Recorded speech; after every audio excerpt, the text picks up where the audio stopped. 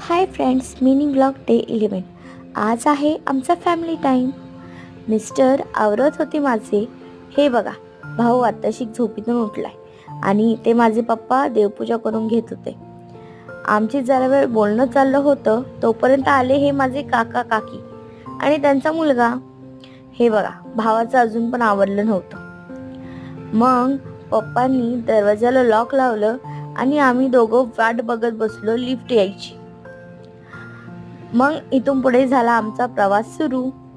आम्ही कुठं जाणार आहे ते बघा बरं का. ह्या गाडीत मी होते आणि ह्या गाडीमध्ये भाऊ, पप्पा आणि माझे मिस्टर बसले होते.